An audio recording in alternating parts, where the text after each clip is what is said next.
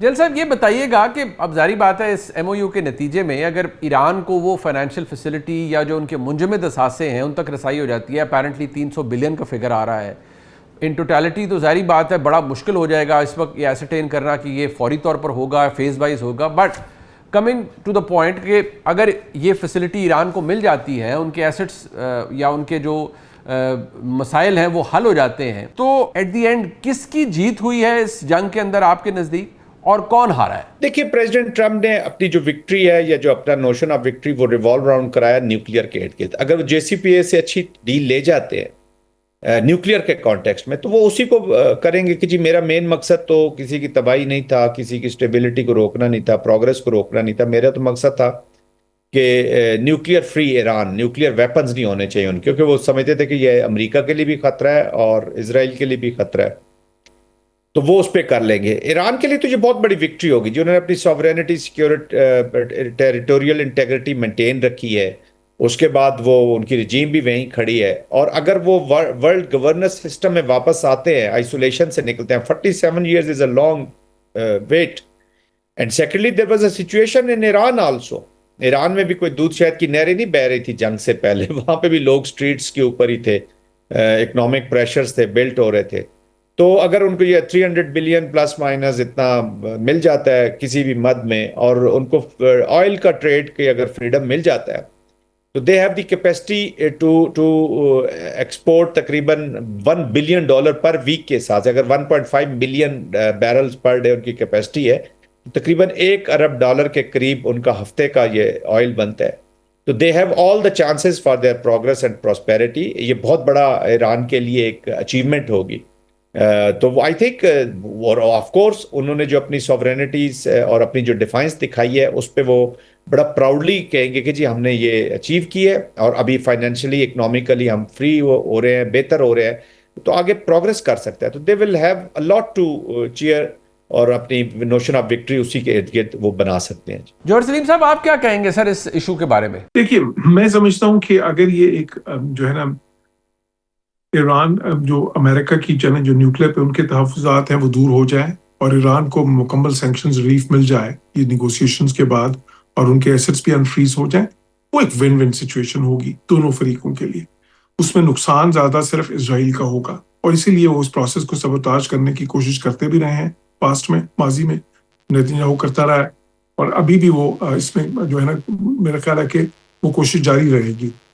लेकिन फतेह जो है ना किसी एक की नहीं होगी, फतेह अमन की होगी सिर्फ। अमन में दोनों की फतेह है, और अगर जंग पे दोबारा जाते हैं तो दोनों की शिकस्त है, मैं समझता हूँ। प्रोफेसर, आप इसको किस नज़र से देख रहे हैं? ये ऐसा ही है बट, या आपको लगता है कि इसका जाविया कोई और है देखने का इसको? देखें, जब एक ईरान जैसा मुल्क जो तीसरी दुनिया का मुल्क हो, जब वो एक सुपर पावर के सामने रेजिस्ट करता है और उसको घुटने पे टेकने पे मजबूर करता है, और उसने ना सिर्फ रियासतों, जो आसपास रियासतें थी, खलीजी रियासतें, उनके लिए कॉस्ट ऑफ वॉर यानी जंग की कीमत उनके लिए बढ़ा दी, बल्कि पूरी आलमी मईशत के लिए जंग की कीमत बढ़ा दी स्ट्रेट ऑफ हॉर्मुज के जरिए। अमेरिका के टैक्स पेयर के लिए कीमत बढ़ा दी, उनकी भी तेल की कीमतें बढ़ना शुरू हो गई। तो इस लिहाज से देखा जाए कि जस्ट एबिलिटी टू रेजिस्ट जो है वो एक लिहाज से अपर एज ईरान की आती है सामने। लेकिन जहां तक ये ताल्लुक है कि ये जो सैंक्शंस हैं ये रिलीव होती हैं कि नहीं, इसमें एक आपके कारेन को ये बताना ज़रूरी है कि पिछले 2 महीने में जो भी नेगोशिएशंस हो रही थी, उसका जो मेरे ख्याल में मरकजी नुक्ता था वो फाइनेंशियल कॉम्पनसेशन थी। क्योंकि ईरान की पॉलिटिकल इकॉनमी ऐसी है कि अगर वो अमेरिका के साथ अगर जंगी महाज पे जीत भी जाए, अगर उसके पास पैसे ना आए, तो मुल्क के अंदर अफरात ज़र बहुत ज़्यादा है, बहुत बड़े बड़े मुआशी मसाइल हैं, बहुत ज़्यादा रिकन्स्ट्रक्शन की ज़रूरत है, तो वो अमेरिका के साथ जीती हुई जंग हार सकता है अगर उसके पास फाइनेंशियल कॉम्पनसेशन ना हो। तो अब इसीलिए ये ज़रूरी हुआ है कि ईरान को जो पैसे मिलना शुरू हुए हैं, तो उसने इस पे आमादगी जाहिर की है। अच्छा, ये भी एक सवाल है जन साहब कि जिस तरह हम कह रहे हैं कि ईरान के अंदर एक बहुत बड़ी मौशी तब्दीली आ सकती है, ये भी एक कंसर्न है कि, या एक सवाल जहनों में आता है कि अगर ईरान को ये फैसिलिटी मिलेगी, सिचुएशन वहाँ पर ईज आउट होगी, उनकी मईशत प्रॉस्पर करेगी या रिकवरी स्टेज में जाएगी, तो उसका असर पाकिस्तान पे भी होगा। और पाकिस्तान बहुत से ऐसे पेंडिंग चीज़ें हैं, जैसे गैस पाइपलाइन है, तेल के मामलात हैं, क्या ये लेवरेज होगी ईरान के पास कि पाकिस्तान के बहुत से जो मामलात रुके हुए हैं ईरान के साथ, पाबंदियों की वजह से रुके रहे हैं, उनको रिवाइव कर सके या उनको फास्ट ट्रैक किया जा सके? पाकिस्तान की जो पोजीशन रही है इस तनाज़े के हल में, क्या यहाँ पर भी हमें लगता है कि हम कोई रिलीफ ले पाएंगे या एटलीस्ट कोई एक मौशी बेहतरी पाकिस्तान में भी रिफ्लेक्ट करेगी? हमारी जो एनर्जी सिक्योरिटी है वो इम्प्रूव हो सकती है। लाइन हमारी एनर्जी की जो नीड्स हैं उसको उसको पूरा किया जा सकता है। ऑलरेडी काफ़ी प्रोजेक्ट्स के ऊपर काम हो चुका है, लेकिन इन पाबंदियों की वजह से काफ़ी हर्डल्स आ जाती थी। अभी तो अमेरिका को भी पाकिस्तान का शुक्रगुजार होना चाहिए कि जो एक एग्जिट कार्ड उन्होंने पाकिस्तान ने उनको दिया है for the of ramp, end of course ये चीज़ उसको उनको भी फायदा हुआ है, ईरान को भी इसी ऑफ रैम्प का फायदा हुआ है। तो आई थिंक बिल्कुल पाकिस्तान को अपना इसके ऊपर बल्कि प्लान करना चाहिए और मूव फॉरवर्ड करना चाहिए। डाइवर्सिटी लानी चाहिए अपनी अपनी जो एनर्जी नीड्स है हमारी।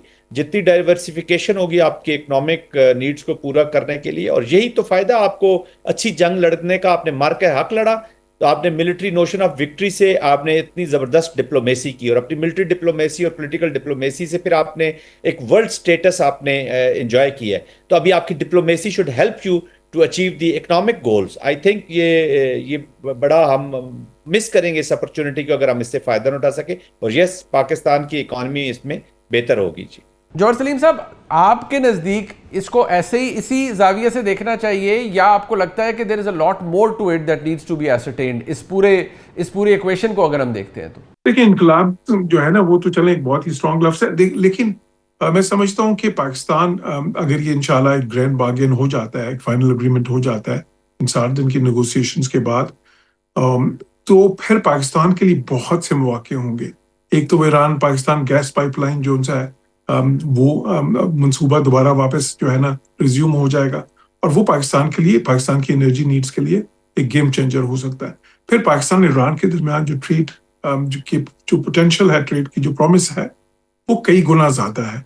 10-15 बिलियन डॉलर तक भी जा सकती है ट्रेड अगले सालों में। फिर उसके अलावा ये देखें कि पाकिस्तान ईरान से सस्ता तेल भी मिल सकता है। साथ ही साथ फिर अगर ये इस तरह का एक ग्रैंड बार्गेन होता है और एक ड्यूरेबल पीस होता है, तो उसमें फिर ईरान में इतनी मेजर रिकंस्ट्रक्शन होनी है, गल्फ कंट्रीज में इतनी मौके आएंगे इतने ज्यादा, तो पाकिस्तान, और फिर पाकिस्तान अगर जो उनका आगे का जो भी फ्रेमवर्क बनता है सिक्योरिटी का, उसमें भी पाकिस्तान शामिल होता है, तो उसमें भी बहुत से इकोनॉमिक अपॉर्चुनिटीज वहां पे भी निकलेंगी। तो मैं समझता हूँ कि एक ये जो इसमें फाइनल एग्रीमेंट इंशाल्लाह अगर होता है और ये ग्रैंड बार्गेन होता है, तो उसमें पाकिस्तान के लिए बहुत ज्यादा अपॉर्चुनिटीज होंगी। प्रोफेसर, क्या ये ऐसा ही है the way it's being elaborated, या जिस तरह इसको हम एनालिसिस इसका कर रहे हैं, या आपको इसकी कोई मुख्तलिफ डायमेंशन भी देखते हैं? ये बहुत अहम सवाल आपने किया है, क्योंकि अगर ईरान के ऊपर सैंक्शंस ख़त्म होती हैं तो हमारे लिए बहुत ज़्यादा अपॉर्चुनिटीज़ आती हैं। और मेरे ख्याल में दो अपॉर्चुनिटीज़ जो हमारे पॉलिसी मेकर्स को फौरी तौर पे उसके ऊपर काम करना चाहिए।